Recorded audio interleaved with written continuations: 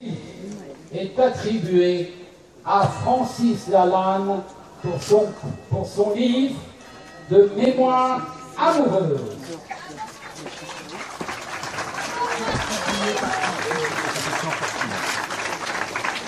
L'édition Fortuna. Alors, vous avez remarqué le look de Francis,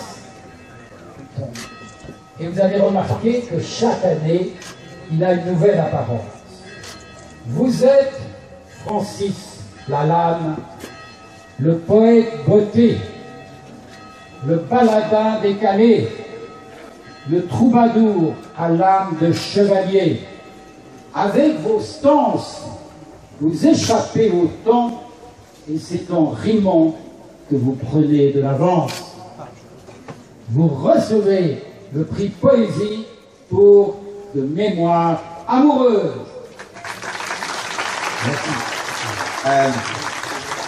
Mesdames, Mesdemoiselles, Messieurs, c'est un grand honneur pour moi et surtout un grand bonheur. Et je voudrais simplement vous dire quelque chose. Il y a 20 ans, nous étions à peu près 25 à nous promener derrière Gonzague dans cette forêt en rêvant qu'un jour, il y aurait dans cette forêt autant d'êtres humains que d'arbres.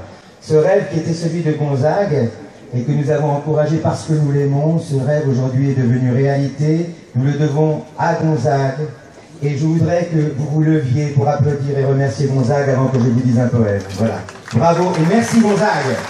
Mais vous vous levez pour l'équipe de la Forêt des Livres, pour les 25 bénévoles, les 250 bénévoles qui ont travaillé à la Forêt des Livres, pour Marie-Claude Mariette, pour Nadine Terret, pour Christian Panvert, et pour tous les autres, pour ceux de la logistique, ceux de l'alimentation, ceux du voyage.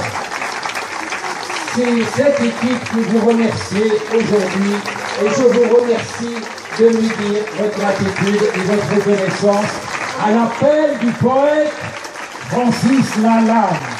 Et en guise de remerciement, à vous tous, à Gonzague, à l'équipe qui a organisé la Forêt des Livres pendant ces 20 années, je vais vous dire un poème, et ce poème a une histoire, car ce poème, je l'ai écrit face au clocher de la collégiale Saint-Tour.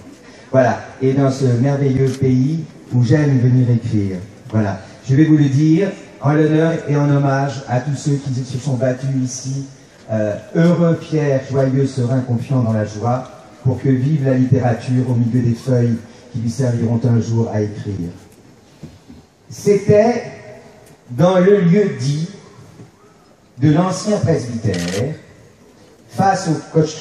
c'était dans le lieu dit de l'ancien presbytère, face au clocher de la collégiale Saint-Tour, où j'aime écrire quand je suis de retour d'un beau voyage comme Ulysse sur ces terres. C'est là, au cœur de la jolie cité de Loches, où je trouve toujours bon gîte et bon accueil, que m'est venu le vers dont j'ai dans ce recueil voulu donner ici comme leçon de cloche. Ce vers s'adresse à ceux dont l'amour s'effiloche, pour qui ce qui n'est plus n'aurait jamais été, ils ont tort. L'amour n'est pas fait que de beauté. Il y a dans la vie aussi des amours moches, et c'est pourquoi il faut rêver. Le rêve n'est au fond qu'une réalité, et l'amour germe en lui comme une fleur sauvage. Il faut vivre l'amour, de veuvage en veuvage le vivre, avant qu'un jour il ne nous soit ôté. Allons, finissons-en avec l'éternité. Pour 3 ans, pour 3 heures, je pars en voyage, et j'aborde l'amant comme un nouveau rivage, celui que je n'avais pas encore accosté. C'est un rêve.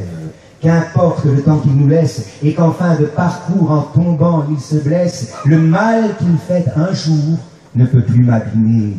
J'en ai pris mon parti. L'amour est impossible. Et tant mieux, Cupidon, si tu me prends pour cible.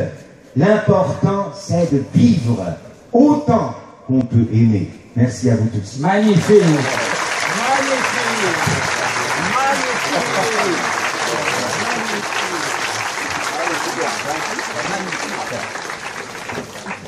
Voilà, par ici.